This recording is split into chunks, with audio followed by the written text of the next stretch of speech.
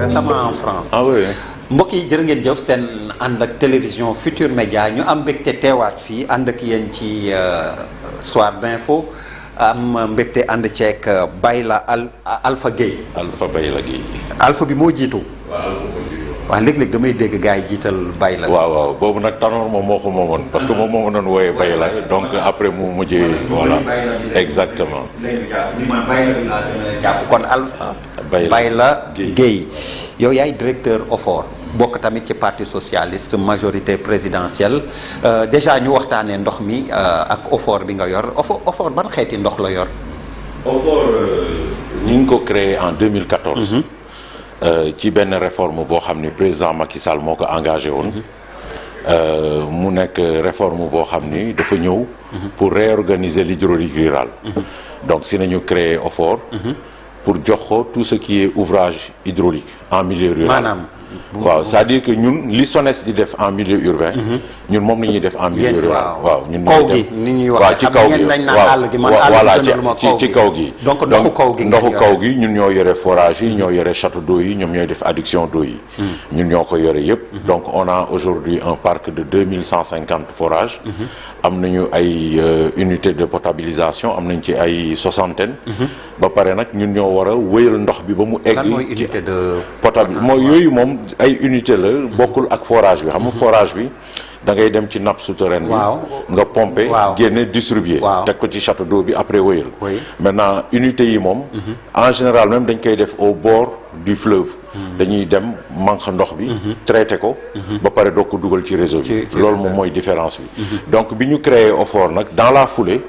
le gouvernement engagé benn réforme. c'est-à-dire lii SONES nekk ci réewum taax. ñun ñoo ko yore. mais fii réewum taax yi Sen'Eau moom mooy def commercialisation. mais ñun nag moom dafa am ay délégataires. de service comme Aquatec. voilà comme Aquatec comme Flex'Eau. SOGES ak CO. après dinañ ci. il y a huit périmètres yu ñu tasaare. ci monde rural bi. séddale ko ñooñu. séddale ko mais eggugul nag. daanaka dañu 4 périmètres yu njëkk yi nañ jox ku nekk benn. léegi yeneen périmètres yi dañu newoon président dafa newoon nañu xaar. parce que comme réforme bi dafa bëri woon coow. ci wàllu récupérer incorporer ouvrage yi mi ne woon nañu def évaluation. bi ñu defee évaluation bi nag gouvernement bi nee na nañu continuer ci réforme bi. parce que réforme bi gouvernement bi dafa yaakaar ne. moo gën pour mën a faciliter accès à l'eau potable ci kaw gi ndax xam nga li particularité monde rural bi mooy forage yi c'est des forages dédiés forage yi ci gox yi lay nekk su forage bi paanee rek gox bi dootul am ndox te bokkul ak milieu urbain xam nga milieu urbain réseau yi dafay interconnecté tey nii fenn su sooxee mu ngi ibbi benn vanne rek mu continuer waaw donc vulnérabilité yooyu le gouvernement bëgg réduire au maximum dama ciy joxe rek benn cas ndax comme dafa nekk actuellement nii enjeu semaine bii passée dama dem côté Kaolack mu am ñaari dëkk yu dend benn dëkk bi comme dafay taw seen solaire bi mënutul woon joxe énergie pour dawal forage bi alors donc amul woon groupe électrogène amul woon électricité Sénélec donc ndox bi taxaw léegi moom beneen dëkk boo xam ne yore na ñetti sources yi yore na Sénélec yore na solaire yore na groupe électrogène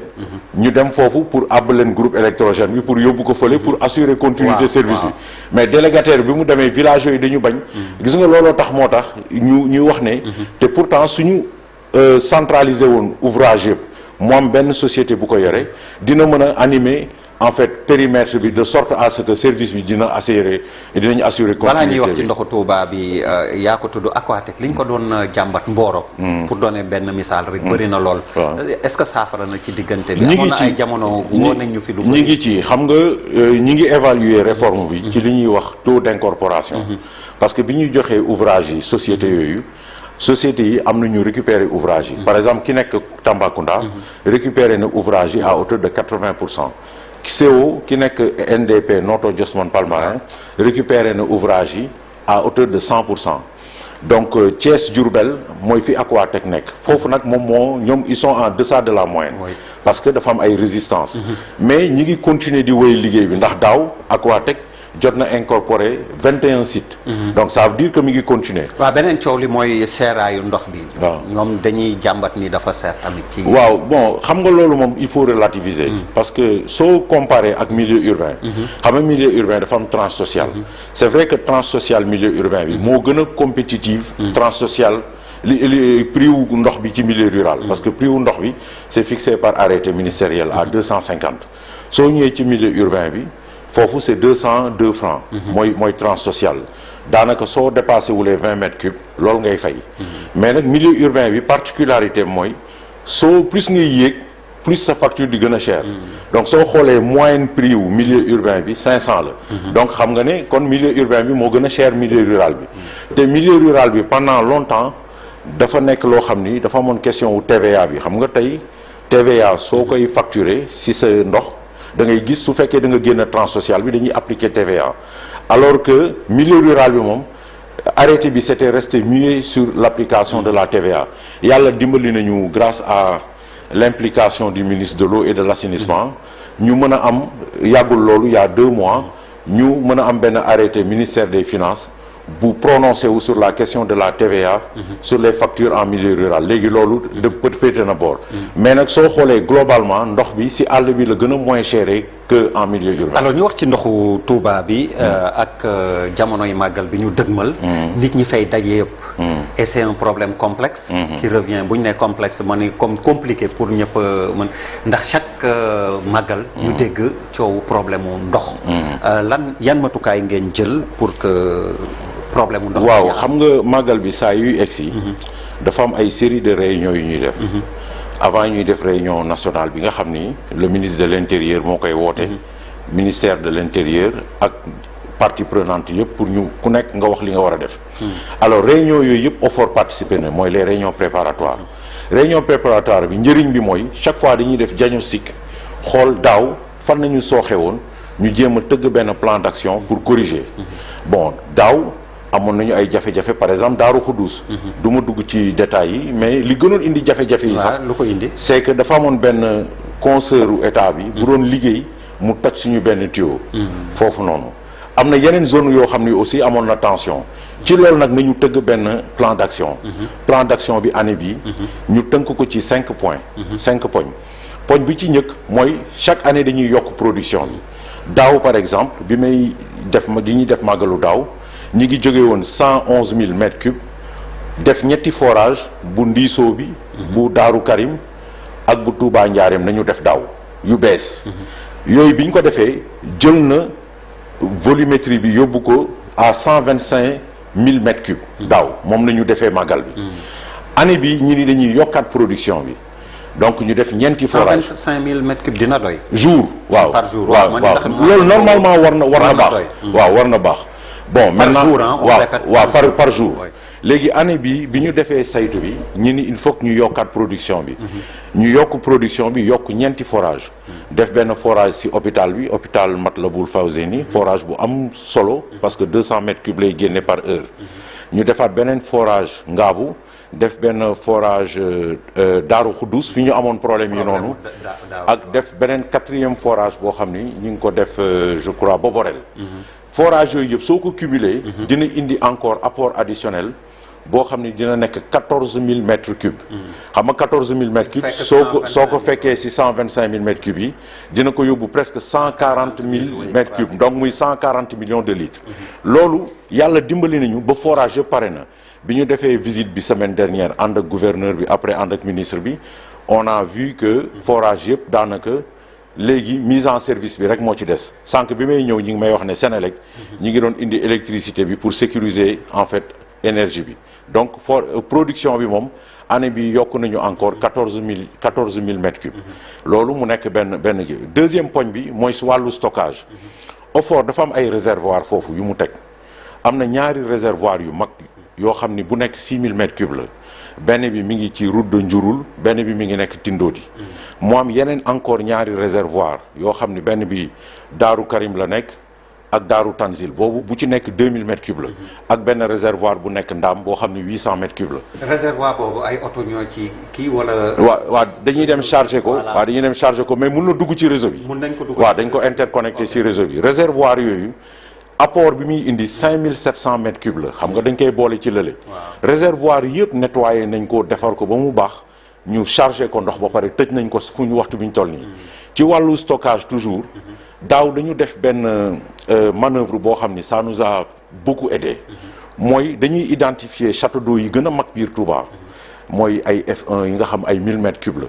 identifier nañ ci 8. juróom-ñett ñett château d'eau yooyu dañ koy chargé ba mu fees. ñu tëj ko ba pare di def refoulement direct. léegi su veille bi ñëwee rek ñu commencé def li ñuy wax lâchage progressif. daanaka daaw moom presque mission commando loon parce que dañuy bañ lâchage progressif bi. fekk ci refoulement direct bi mu yàq tuyau yi mais benn technique nañu trouvé. c'est-à-dire di ko génnee ndànk-ndànk. waaw parce que tirage yi gën a ëpp solo mooy. par exemple la veille xam nga nit yi si nañ ñëw commencé jigéen ñi dugg si wàññeek yooyu foofu nañuy commencé di sànni ndox bi ndànk-ndànk ba muy dugg donc loolu tamit am na solo loolu mooy wàllu stockage mu nekk loo xam ni def nañ ko ci wàllu stockage aussi am na bu ñuy wax bâche à eau bâche à eau yi benn ay comme volume camion lay jël ay bâche la yoo xam dañ ciy sol ndox di ko teg dans des positions stratégiques am nañ ci 70 bâche à eau yooyu itam dinañ ko chargé yóbbu ko. ñaata lay def. dina jël équivalent benn camion citerne la. waaw benn camion citerne la. donc loolu mooy wàllu. koy def ci quartier yi. waaw ci quartier yi waaw loolu ci wàllu stock. voilà ku am jafe-jafe mu dem jël ko foofu. loolu ci wàllu stockage la. après ñu dem ci wàllu entretien ouvrage. xam nga Touba on a 34 forages foofu. bon 34 forages yi daaw ak ren forage yi dina am yoo xam ni day essoufflé dina am yoo xam ni tam pièces yi dafay màgget. donc forage yooyu yëpp def nañu entretien bi pour relever la production ba mu nekk de manière optimale donc loolu def nañ ko forage yëpp benn forage rek moo ñu ci indi woon jafe-jafe mooy forage bi njëkk a nekk Daaru Marnaan ndax boobu dañu jékki-jékki rek gis mu am ay dépôt xam nga dépôt ndekete dafa fissuré bi ñu defee évacuation bi par airlift ñu yëkkati gis ne. non yaa ngi wax chinois pour man de évacuation par airlift. non xam nga forage bi day génne ndox. waaw. mu nga jékki-jékki rek mu génne ndox mais mu xaw a am mu mel ni lu am ban. waaw mu am couleur ñu arrêté production bi. léegi après il faut nga saytu ko pour xool lan moo koy indi. loolu nag pour mu indi ko il faut nga régénérer. redémarrer encore génnewaat ndox bi bu baax a baax. soo ko génnee bu baax a baax ba mu raxas après ñu dugal caméra bi parce que dañu am ay caméra yoo xam ni mën na dugg ci biir forage bi xool fan la. problème bi waaw problème ñu gis ne nag entre 34 ak 35 mètres. dafa amoon benn trou. donc loolu moo tax ñuy rechemiser chambre de pompage bi. donc ñu dugalaat tuyau mais dugaluñ ko sax ba 35 mètres dañu def tuyau ba 100 mètres. donc fatt nañ loolu laa la doon waaj a laaj par exemple yéen ba fan ngeen di forer pour mën a am ndox. non forage en fait bi forage bi. dina dem ba ñaata mètres ci suuf. dina dem ba ay 300 mètres. parce que xam nga ndox bi dafa am ay couches. oui donc couche bu nekk ak ni mu tudd.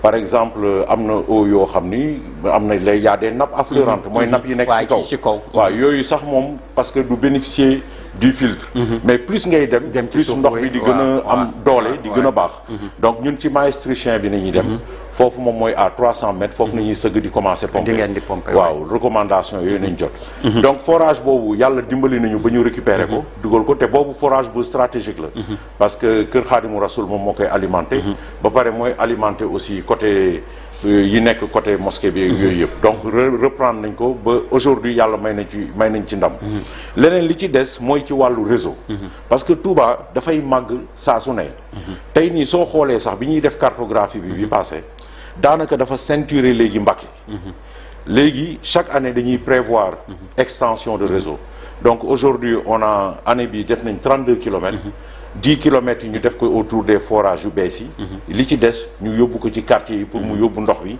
ba ci fekk si nit yi dëkkuwaay yu bees yi leneen li nag mooy li ñuy wax disposition d'appoint mooy camion citerne yi ñuy yóbbu am nañu 120 camions yoo xam ni dinañ ko apprêter d'ailleurs camions yi sax am na yu doot a dem parce que bi yoon dañu ne képp ku dëkk Touba am nañu benn numéro vert bu ñu def ne la na nga woote ci numéro vert bi pour que camions yi déjà avant màggal bi ñu ñëw réservoir domestique yi nekk ci kër yi camions yi chargé ko waaw ñu sol ko léegi nag nit yaa ngi commencé liggéey ñu ngi chargé camions yi alors très rapidement defe naa dispositif bi leer na ci màggal bi ñu dëgmal buñ la déggee problème mu ndox warul am très rapidement yaa waxu réseau d'adduction d'eau ak ni Touba Maguette bay ceinture léegi Mbacké est-ce que bokkul justement ci problème yi nga xam ne tax na bokk na ci jafe-jafe yi ñaar la benn bi mooy réseau bi xam nga bon ku ci nekk yow yaa doon branché loo sa bopp donc ce qui fait que ay branchement sauvage waaw nit yi daal respecté wuñu normes yi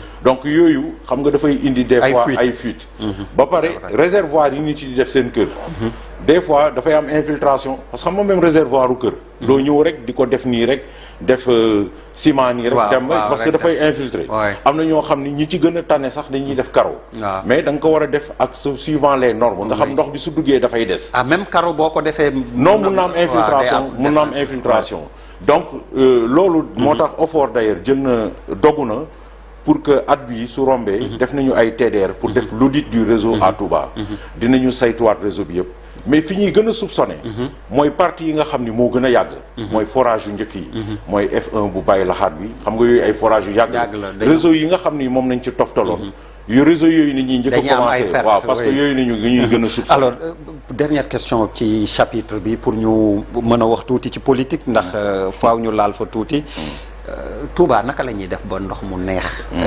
yomb fa am fa kii fa surtout que xalif bi neew waxoon na ñu seet nu ñuy def ba branché ci lac de Guiers comme Dakar waaw xam nga loolu sax fekk na gouvernement bi mu engagé ñu pour ñu def ay études ñun def nañu benn étude boo xam ni étude sommaire bi pare na ba ñu def étude détaillée bi ba présenté ko alors étude bi lenn rek la mooy ñu jël ndox bi à partir du champ captant parce que dem nañu côté Taïf gis nañ fa foofu réserve bu am doole ci ndox bu neex ñu def études yi foofu pour def à peu près une batterie de 40 forages ba pare indi ko par 2 grosses conduites ba pare mu ñëw ceinturer Touba donc étude boobu pare na jébbal nañ ko autorité bi xam naa ne ñoom dinañu apprécier entre boobu ak peut-être lac de Guiers bi ban moo ci gën man par exemple étude bii nii wóolu naa ko ndax étude bu am solo la dañ ko def avec beaucoup de rigueur ba pare sax am na ñoo xam ni yittal na leen loolu donc waxtaan naa ci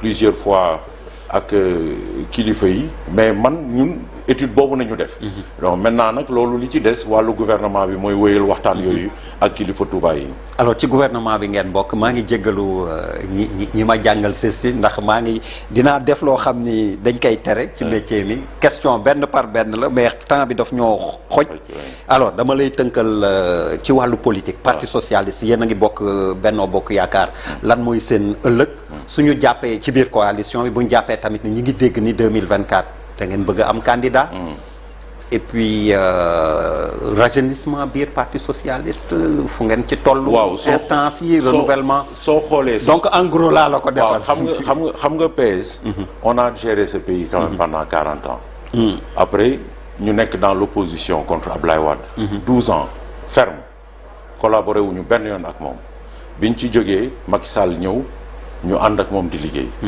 bi ñu ànd ak moom di liggéey yàlla di ñu defal sutura ñuy am ay résultats stratégiquement li ñu doon wut yëpp ci ànd ak Macky Sall am nañ ko stratégiquement parce que Sénégal moo ñu ñor mooy d'abord mais est-ce que du PS bi ànd ak opposition bi moo leen gën demin non xam nga soo ko apprécier noonu parce que ñun li ñu bëggoon am nañ ko ñun dañu bëggoon ànd ak Macky Sall àndaat ak moom def nañ ko yàlla defal nañu sutura élection yi ñu dem yëpp ñoo ko gagné donc loolu moo ci am solo parce que Sénégal nañuy wax donc suñu ñëwee ba fii ba nga xam ni ñu ngi ci dernière ligne droite yi ba nga xam ni 2024 jot na ñun xam nga suñu engagement respecté nañ ko ndax jàppale nañ ko ba mu falu ñu jàppalewaat ko pour mu def 2e mandat donc suñu engagement tey nii li ñuy wax respecté nañu suñu parole donc maintenant nag il faut que le parti puisse retravailler en fait la base parce que xam nga soo nekkee ci coalition toujours dafa am looy bàyyi parce que pour l'équilibre de la coalition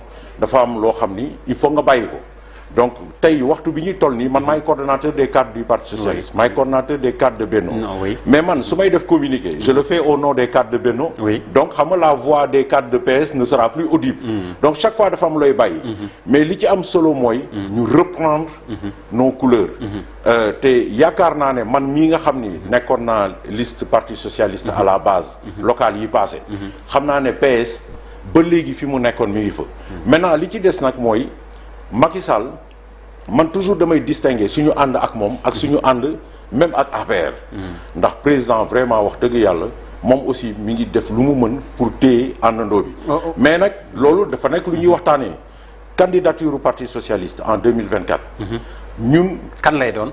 non xam nga loolu moom militants yi ñoo koy décider. ñooy xool profil bi. da ngeen di def primaire. waaw mun nañ def primaire comme mun nañu wóolu kenn ñu jiital ko su fekkee ne loolu la nit yi bëgg. mais loolu yëpp dañ koy waxtaanee aussi ak président Macky Sall parce que nit munoo ànd ak moom ba fii. ba pare di ko beddi. benn ñaareel bi man personnellement. président Macky Sall moom ci moom la personne. parce que ñun dañu bëgg am candidat mais moom Macky Sall la personne. président Macky Sall. Sénégal dafa investir ci moom. mu nekk chef de service. nekk directeur nekk ministre dans plusieurs départements.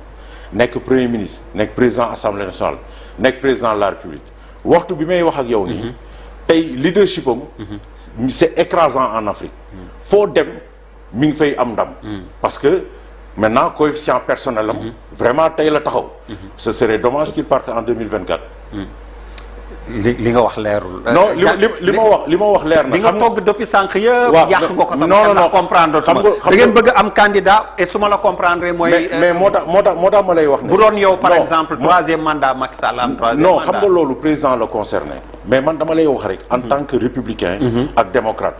ak quelqu'un koo xam ni dafa bëgg réew mi dama yaakaar bokk naa ci ñu bëgg réew mi.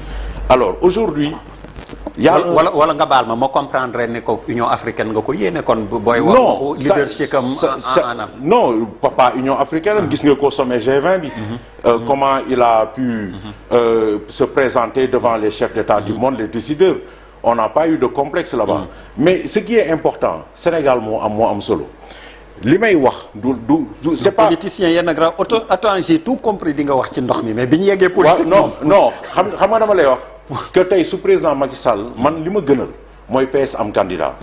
ñu jëm ci joŋante kan lay doon. non la koy wax. mën na et est-ce que moom mooy doon tamit kii remplacer Aminata Mbengue Ndiaye à la tête du parti. non loolu yëpp xam nga mun nga jël kenn ku remplacer Aminata. te du nekk candidat bi mais ce qui est important dama lay wax rek. irritation bi ma am. ci président Macky Sall fi mu toll tey si leadership am. tey la gën a ñor. pour mën a téye Sénégal que mu nar a dem. loolu rek irritation boobu rek laa lay wax. mais sinon man sama yéene en tant que socialiste mooy ñu am candidat parti socialiste. que mu dem élection présidentielle parce que nag. Abdoulaye pour terminer il y a un délitement qui est lent qui est en train de s'opérer dans ce pays. gis nga tey soo déggee opposition bi. heureusement que gagné wuñu assemblée nationale. parce que tey soo gisee. wóoragul de. waaw mais xaaral rek ma wax la. parce que yéen sax ñi ngi leen di jiñ ni yéen a ngi commencé dugal chantage di fàttali ne. non cinq députés la ñu am xaw ma 6 non PS moom 5 ou 6. PS moom ak chantage c'est 5 ou 6. PS moom ak chantage. ñun du ñu def loolu on est un parti responsable. donc ñun du ñu def yooyu. mais dama bëggoon wax rek ne président Macky Sall lépp lu ñuy mënti def tamit. ci biir parti socialiste. c'est un partenaire stratégique du PS. dinañ ci waxtaan ak moom ba ñu juboo ci si kàddu incha allah. merci beaucoup Alpha Bayla Gueye DG bu OFOR bokk tamit ci parti socialiste ak Benno Bokk Yaakaar. soxna Fatou Kiné Deme teew na xibaaru marax yi ci kattanu borom bi jërë ngeen jëf. jërëjëf.